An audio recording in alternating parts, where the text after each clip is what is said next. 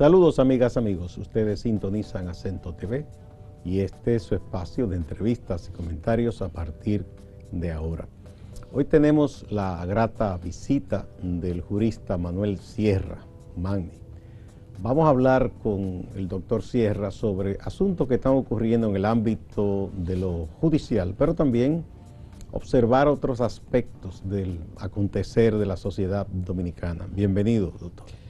Es un placer para mí poder compartir contigo y con tus televidentes y seguidores a través de las distintas plataformas que se difunde el espacio. Muchas gracias. Bueno, en los últimos días ha dado que hablar el allanamiento que llevó a cabo la Procuraduría Especializada de Persecución de la Corrupción, la PECCA, con 23 funcionarios del Ministerio Público, y más la Fuerza Pública, en la sede de la Cámara de Cámara de Cuentas de la República Dominicana. Algunos han dicho que es algo excesivo, que no era necesario, otros llegan más lejos y han dicho que eso de alguna manera haría daño a la propia lucha contra la corrupción o a la institucionalidad. Me gustaría ver su punto de vista como jurista. Bueno, mira, lo primero que se ha venido cuestionando es la facultad para hacerlo. Ciertamente está contemplado en el código de que puede haber allanamientos en instituciones públicas, en espacios públicos, como en los espacios privados. Eso no amerita discusión porque está establecido en la norma, en el Código Procesal Penal. Lo segundo es que uno pudiera decir, bueno, es un acto de, digamos, de no conservadurismo de parte de un Ministerio Público nuevo, es decir, de un Ministerio Público activo, que no es el Ministerio Público tradicional que tenía alguna forma de respetar de alguna forma esos espacios, de hecho, vinculado al propio Estado dominicano. Sí, porque es parte del Estado. Correcto. Entonces, lo que a mí no me queda claro es el tipo penal que se persigue, que casi nadie se ha detenido a explicarlo. El Ministerio Público, en su ley orgánica, tiene un artículo, el artículo 12, que dice que el Ministerio Público, cuando requiere de una autoridad algún tipo de información y esa autoridad se niega a entregarle esa información, entonces puede observarse que se trata de una especie de obstrucción de justicia. Ahora, como nosotros no tenemos las incidencias acabadas, no podemos establecer de manera definitiva y dar por sentado de qué tipo de información le estuvo solicitando el Ministerio Público a la Cámara de Cuentas, que también hay que establecer... Pero una precisión, doctor, Ajá. que quiero que usted me haga. ¿Está tipificado en nosotros el ilícito de la obstrucción de justicia? Penalmente no. No. Penalmente no. O sea, no tiene consecuencias penales.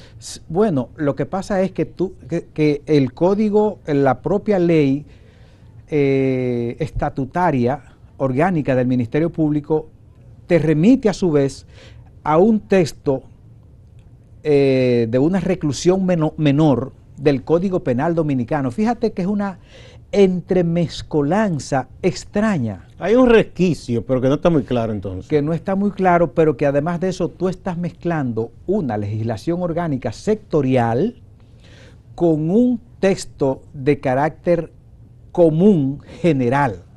O sea, es un lenguaje que solamente lo podemos entender los abogados y no muchos abogados. Por eso estoy tratando de aterrizarlo para que la gente me pueda entender.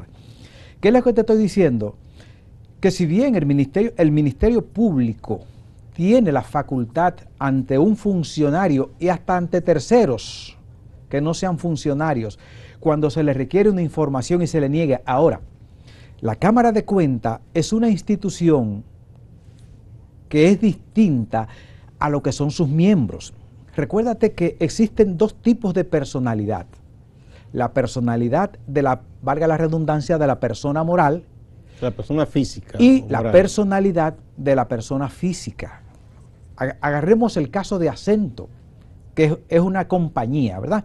Acento es una persona moral, independientemente del otro nombre que pueda tener. Me estoy refiriendo para ilustrar un poco. Acento es una persona moral.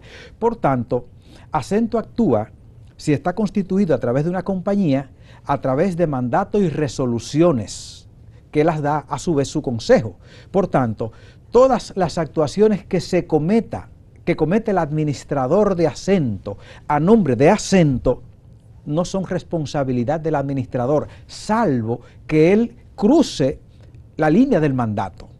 Y haga asuntos a motu propio. Correcto. Que no están contenidos en los estatutos. Es correcto. Entonces, lo que yo no tengo claro es, si aquí se persigue individualmente, porque también hay que establecer cuál es la responsabilidad de ese consejo, porque ese es un organismo colegiado. Es decir, si de los 5 miembros de la Cámara de Cuentas, 2 votaron disidentes y 3 votaron porque se lleve a cabo tal o cual decisión, por tanto, yo que voté disidente, que no acepté la posición de la mayoría, no puedo asumir responsabilidad en torno al conglomerado mayor que tomó la decisión. Entonces, a mí no me queda claro, sobre todo con las declaraciones que dio, que me resultan a mí imprudentes, el fiscal con un poco de protagonismo que fue e hizo la investigación. Usted dice el procurador anticorrupción. Correcto. Wilson Camacho. Sí.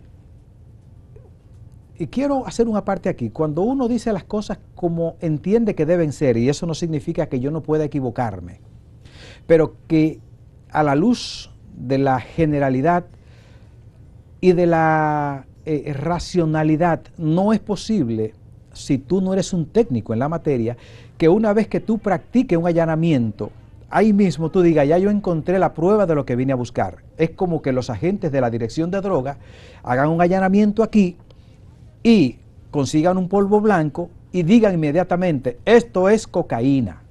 No lo pueden decir. Ya la propia DNCD se cuida y dice una sustancia que posiblemente, y vamos a enviarla al laboratorio. Por tanto, mi crítica en ese sentido es que si el procurador que encabeza la tropa de los ministerios públicos no es un auditor, y además de eso, para que tú digas que una auditoría está maquillada, tú tienes que hacer a su vez otra auditoría para tú poder contrastar, como lo hace en el mundo del periodismo. Es decir, el periodista, la tabla de salvación, valga la redundancia y que me salga un poco del tema, se salva ante la búsqueda de una información, sencillamente contrastando la información que yo le di con la que él entiende que debe publicarse. Y ahí el periodista se salva. Volviendo entonces al tema, a mí me parece que el Ministerio Público que actuó no debió decir en ese momento que ya él había conseguido las auditorías maquilladas. Sí, no tiene las otras auditorías para contrastarlas y lógicamente eso conlleva un proceso larguísimo, porque es que tú tienes que coger papelito a papelito e ir contrastando. O sea, fue precipitado el hecho que dijera que ya tenía la prueba. Correcto, y entonces porque eso se hace un descenso de allanamiento en búsqueda de lo que eventualmente pudiese ser una auditoría maquillada. No es igual que tú fuese a buscar con una orden de allanamiento 4 cámaras de este estudio, que tú dices, yo vine a buscar 4 cámaras, por lo menos encontré 3 cámaras, o encontré 5, ¿verdad? Sí. Y tú sabes que son cámaras, pero allí no es posible que tú puedas establecer inmediatamente de que tú conseguiste las auditorías maquilladas, independientemente de que alguno de los que tú tuviste entrevistando te lo hayan dicho, porque además de eso, eso se trata de un trabajo técnico. Para que tú digas que una auditoría es maquillada, hay que saber si se trata de un borrador de auditoría. Fíjate que si a esta empresa la vienen a auditar porque hay un pleito entre los socios de la compañía y hay un borrador de auditoría, hasta que el auditado y quien audita no llegan, digamos, a un punto final que diga, bueno, ya cotejen las cosas. Exacto, ya esto es lo definitivo para mí. Yo vine, te entrevisté y volví y te pregunté, mírate la auditoría que yo te hice. ¿Es correcto eso? Él puede hacerte unas notas diciendo, no, mira, yo no estoy de acuerdo con esto, ni estoy de acuerdo con aquello. O explique por qué esa es una situación que parece en un momento irregular. Correcto, entonces fíjate que aquí la Cámara de Cuentas también opera si bien el Consejo Superior, ¿verdad?, los miembros de la Cámara de Cuentas son en última instancia los responsables, no es menos cierto que debajo de ellos trabajan una serie de técnicos que son los que trabajan en el campo y que son los que llevan a cabo las auditorías. Bien, vamos a una primera pausa, Manuel, con Donoesia.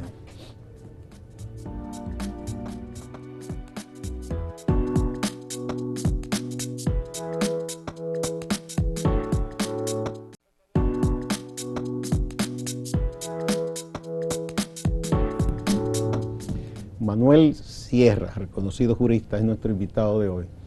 A propósito de lo que ha estado ocurriendo en el ámbito de la justicia, el Ministerio Público. Entonces, digamos, en primera instancia se puede decir que se cometieron algunos yerros en ese allanamiento. Es correcto. Sin decir que no estaba autorizado, porque usted ya estableció que legalmente sí se puede. Y que hay un detalle.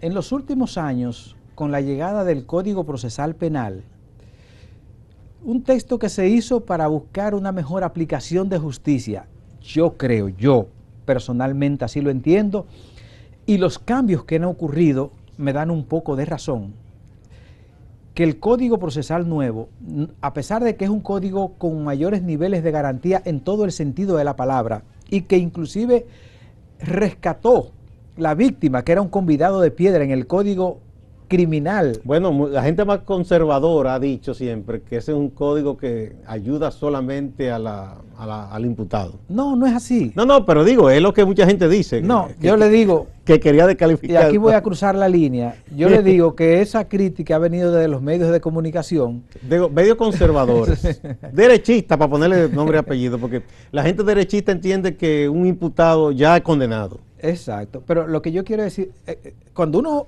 verifica el código, al final de cuentas, yo creo que la víctima tiene mayores derechos y mayor cantidad de derechos que el imputado, por un asunto sencillo, nada más de advertir cuántas instituciones están detrás del imputado, comenzando por la Policía Nacional, el fiscal, el juez, el alguacil, la víctima y todas las instituciones.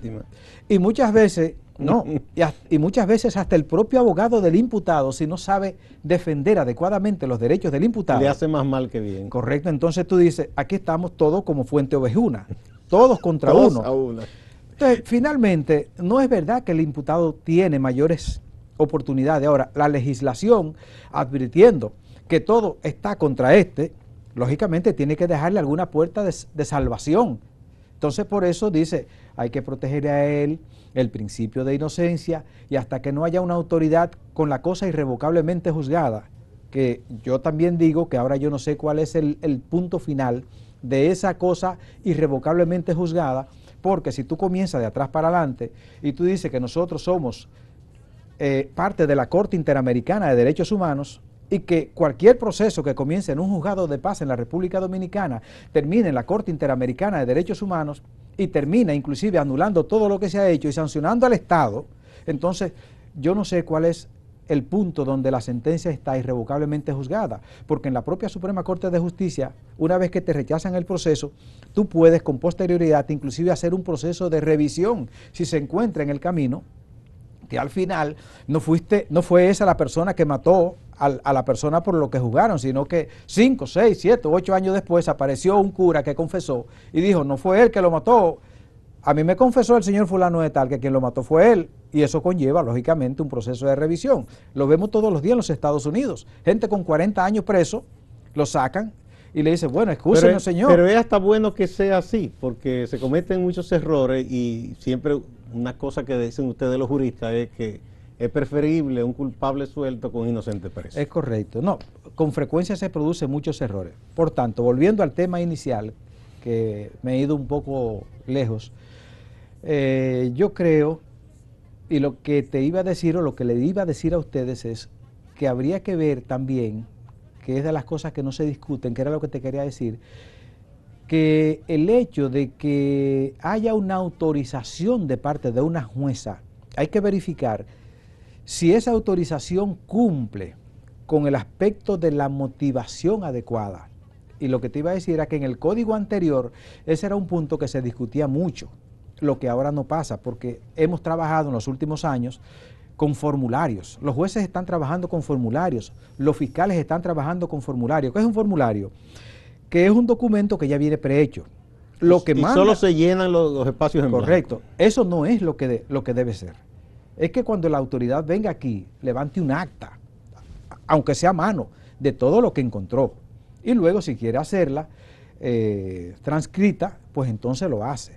Pero el acta que se corresponde con lo que debe ser es el acta a mano, firmada por las personas que participan ahí. Ahora bien, los miembros de la Cámara de Cuentas, ellos tienen todo el derecho a defenderse, de hecho ya constituyeron abogados, ¿verdad?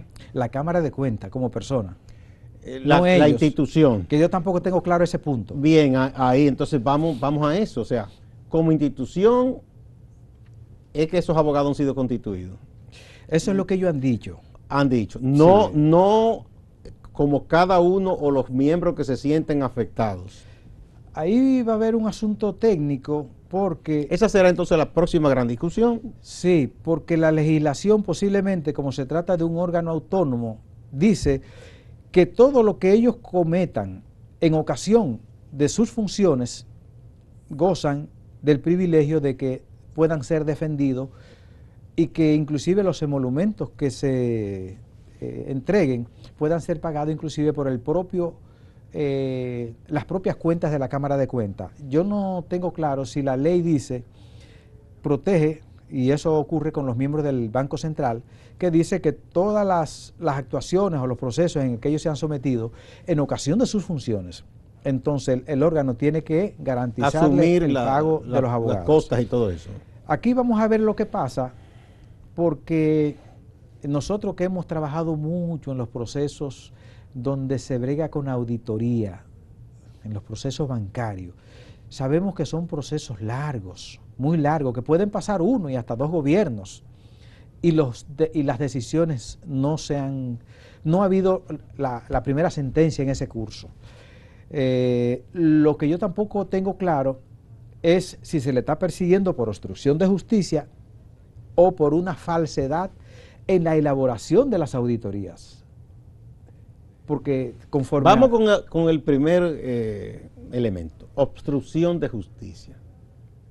¿Cuáles son, digamos, las señales, para decirlo de alguna manera, que tipifican la obstrucción de justicia? Bueno, aquí, partiendo de lo que, porque no está definido en el texto, y tal vez tengamos que apelar a literaturas extranjeras para poder definir lo que es el término de obstrucción. Pero asumámoslo yendo en el diccionario. Bueno, es que tú evites... Un obstáculo. Un obstáculo, ¿verdad? Partiendo para impedir algo. Correcto. Habría que ver qué tipo de información le pidió el Ministerio Público y si esa información estaba inmediatamente al alcance de los miembros de la Cámara de Cuentas, porque los miembros de la Cámara de Cuentas lo que hacen es ir a las instituciones y auditar a una institución, documentos, tripas con las que trabajan los auditores, y los que son auditores... Los insumos. Correcto, saben a qué yo me refiero. Muchas veces esas documentaciones se quedan allá, pero además de eso, aquí, distinto a lo que es la ley de auditoría y contaduría pública, que es la ley 133 de 1900 y pico, 63 creo que es muy bajita, para el sistema privado, y no sé si tú tienes parientes que son contadores y auditores que conocen muy bien el lenguaje, saben que debe haber un mandato de parte de la persona que quiere que se le audite. Ahí también tiene que haber una especie de discusión y de acuerdo, porque el hecho de que la Cámara de Cuentas goce de facultad para auditar, si el que regenta, el que dirige esa institución, no quiere mucho que le audite, ahí entonces también se entra en un problema técnico entre instituciones del Estado. Pero vamos a asumir que ellos hicieron algún tipo de auditoría en alguna de las instituciones, que es lo que yo he podido ver. Inclusive se habla de auditoría de los años 2012 y con Andrés Bautista mucho más atrás. Vi algo referente a eso con el asunto de Odebrecht, que yo creo que el fiscal también al momento del del allanamiento refirió parte de estas cosas, ahí también operaría, que es una cuestión de las que se va a discutir, no sé por qué no se ha planteado, que son las prescripciones de muchas cosas, porque los crímenes y delitos en la República Dominicana prescriben a los 10 años. Pero bien, aquí hay que ver qué es lo que se va a buscar, si es una asociación de malhechores, que es uno de los tipos que yo veo que el Ministerio Público refiere, o sea, es una mezcolanza de muchos artículos. No es tan claro entonces, digamos, los ilícitos que se pudieran tomar para entonces elaborar una imputación ya, que es otra cosa, y elaborar un expediente que ya tiene sus exigencias. Sí, mira. Vamos a otra pausa, Manuel. Y quiero hablarte de un poco, porque eso quiero llamar la atención con esto del activismo judicial. Unos le dicen el populismo, yo prefiero llamarle el activismo judicial. Vamos con eso cuando retornemos ahora.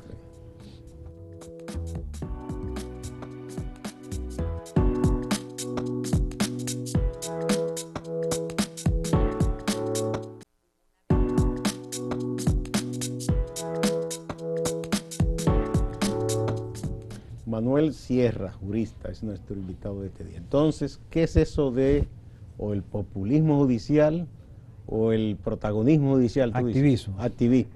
¿Qué es eso? Mira, es que algunas veces ese activismo es cuando dicen, bueno, estamos hablando de unos fiscales que tú puedes llamarle no conservadores, que muchas veces se salen del propio texto legal al que están sometidos, porque es que la ley es una dictadura. La ley es una dictadura. Siempre se ha dicho que la democracia es la dictadura de la ley, ¿verdad? Sí, porque tú tienes que someterte a la dictadura de la ley. Y el funcionario tiene que someterse a la dictadura de la ley. Y no puede salirse más allá. O sea, tú no puedes construir tipos penales, que es lo que yo alcanzo a ver, que se trata de construir un tipo penal para juzgar ese tipo de comportamiento en la República Dominicana. O por lo menos, yo soy un total ignorante en esos asuntos, pero yo entiendo que si ya lo que se está buscando, lo que se está investigando, se ha constituido un expediente, entonces toda esa labor queda para cuando se suba al estrado, ¿verdad? Sí, es correcto. Ahí sí correcto. Pueden hacer interpretación, pueden tratar de convencer. Eso siempre que la ley no te clara, porque aquí tenemos ahora un festival de interpretaciones. También. Bajo el argumento de que yo no soy conservador. Aquí hay un problema serio en materia jurídica, muy serio. Lo que pasa es que los abogados nos perdemos en el mundo, en el día a día del tuit, y no nos estamos deteniendo a hacer análisis del derecho penal puro.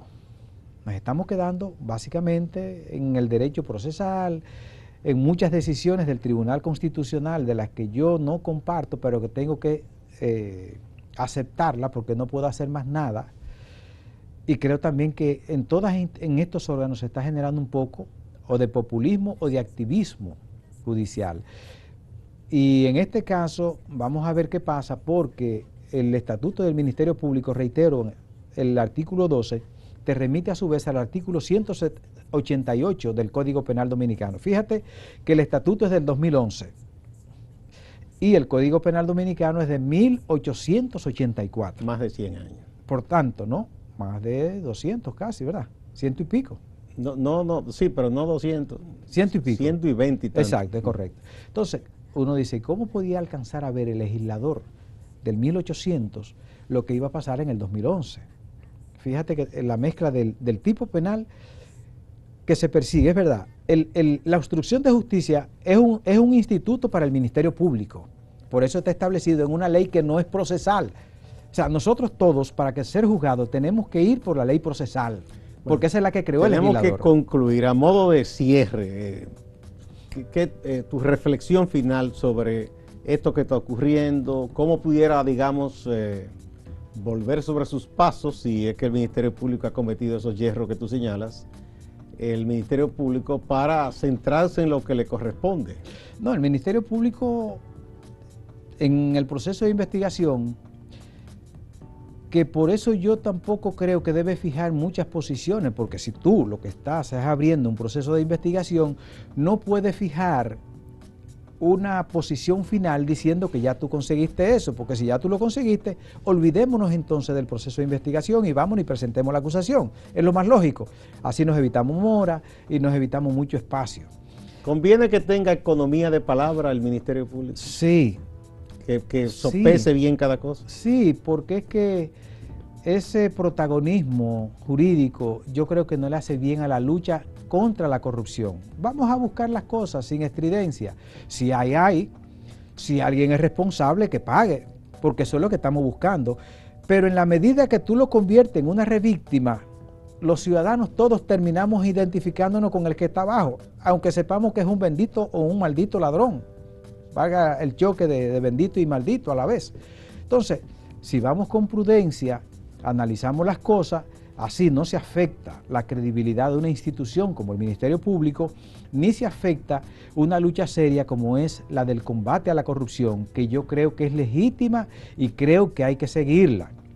Y creo que hubo muchos actos de corrupción, todos apostamos a eso, pero no tratemos de acabarla por errores que cometamos en el camino, que el que va a prisa en la verdad nunca muere. Los grandes casos de actos de crímenes grandes se han perdido muchas veces por los desaciertos en el curso del proceso y de la cadena de custodia, que aquí ese va a ser otro de los tipos, ante el evento de que el proceso llegue a juicio, si finalmente así ocurriere, se va a discutir. O sea, el principio de cadena de custodia en todo este asunto.